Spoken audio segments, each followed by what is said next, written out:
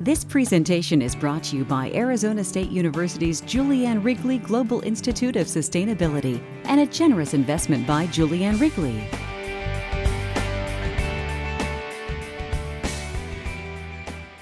I just last week launched a pretty big program, which I hope is the culmination of the next chapter of my career, called Mission Green, which is to put these walkways in the highest biodiversity canopies of the world.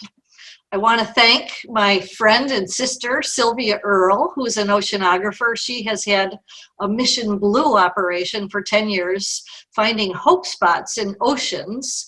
And she has been willing to mentor me so that I can find hot spots in in forest canopies, which are the oceans of the trees, I guess.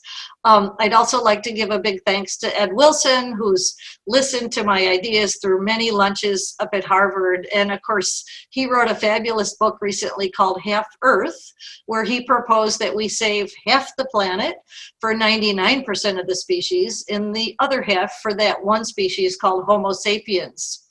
So I suggested to Ed, what if we saved half of the canopies, which have half of the species, then we would be way ahead of the game with a lot less land area. And he thought that was a very cool idea. So with Ed's list in his book of some dozen forests that he calls the most important to save, we are now launching Mission Green to put canopy walkways in those designated forests of Professor Wilson's choice. Here's a map of the progress to date. We have the red spots, meaning canopy walkways that are existing and have locals operating them. Some of them can use a little more signage. Some of them can use a little more help, probably developing the education messages, but the good news is they're really up and running. And the yellow dots are those proposed walkways in Ed Wilson's book, Half Earth, which are forests we really, really need to save, and there is no time to waste before they will disappear. So I'm excited. A walkway is being designed in the redwoods right now. You see that yellow dot on the west coast. We need one in the Great Smoky Mountains. We need one in Ethiopia. We need one in Madagascar.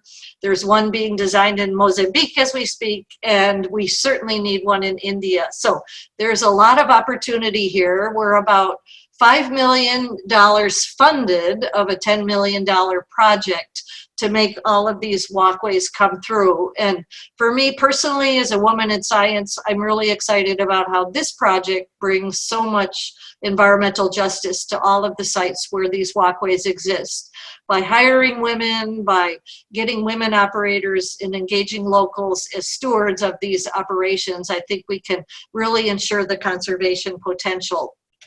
I also want to give a little sense of the future of Mission Green and student involvement. Even though we have no funding for this yet, I think the opportunity for students to study in these canopy walkways will be fantastic.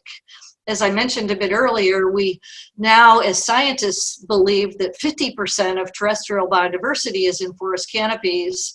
Well, guess what? Less than 10% of that has ever been classified or discovered. So that gives students a huge opportunity to do good and develop new ideas and new discoveries in forest canopies. This is Anthony at 330 feet in a redwood tree. So I think a lot of my students climb so much better than I do now, and they are the future of our conservation of forests on this planet.